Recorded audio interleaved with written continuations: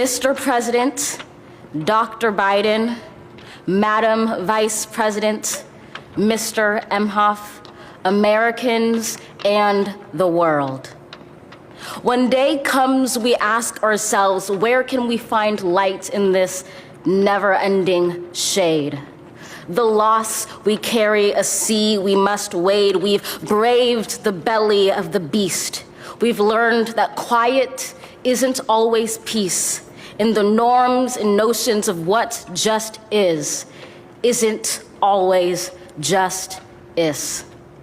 And yet the dawn is ours before we knew it. Somehow we do it. Somehow we've weathered and witnessed a nation that isn't broken, but simply unfinished. We, the successors of a country and a time where a skinny black girl descended from slaves and raised by a single mother can dream of becoming president, only to find herself reciting for one.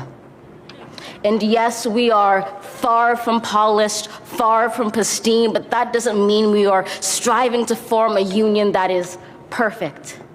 We are striving to forge our union with purpose, to compose a country committed to all cultures, colors, characters, and conditions of man.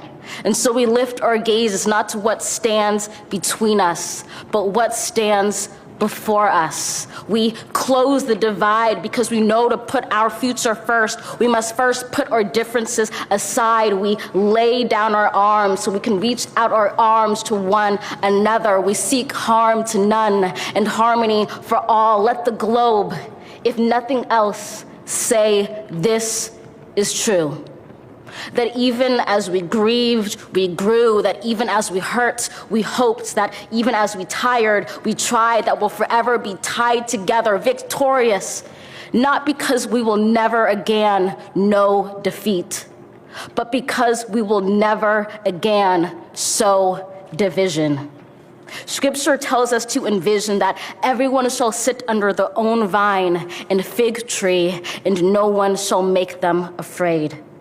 If we're to live up to our own time, then victory won't lie in the blade, but in all the bridges we've made. That is the promised glade, the hill we climb, if only we dare it, because being American is more than a pride we inherit. It's the past we step into and how we repair it. We've seen a force that would shatter our nation rather than share it, would destroy our country if it meant delaying democracy. And this effort very nearly succeeded. But while democracy can be periodically delayed, it can never be permanently defeated.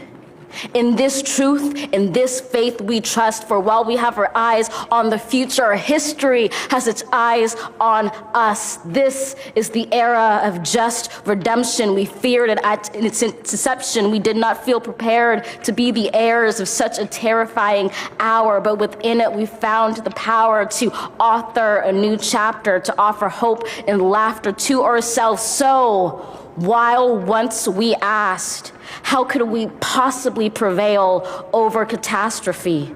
Now we assert, how could catastrophe possibly prevail over us?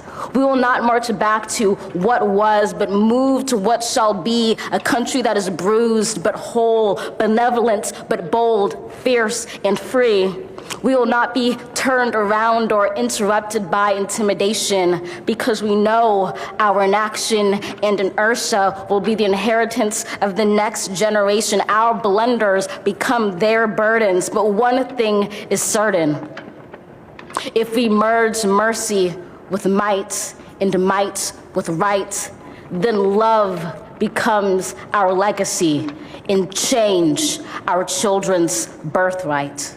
So let us leave behind a country better than the one we were left. With every breath from my bronze-pounded chest, we will raise this wounded world into a wondrous one. We will rise from the gold-limbed hills of the West. We will rise from the windswept Northeast, where our forefathers first realized revolution. We will rise from the lake-rimmed cities of the Midwestern states. We will rise from the sun-baked South. We will rebuild, reconcile, and recover in every known nook of our nation, in every corner called our country. Our people, diverse and beautiful, will emerge battered and beautiful. When day comes, we step out of the shade, aflame and unafraid. The new dawn blooms as we free it. For there is always light, if only we're brave enough to see it, if only we're brave enough to be it.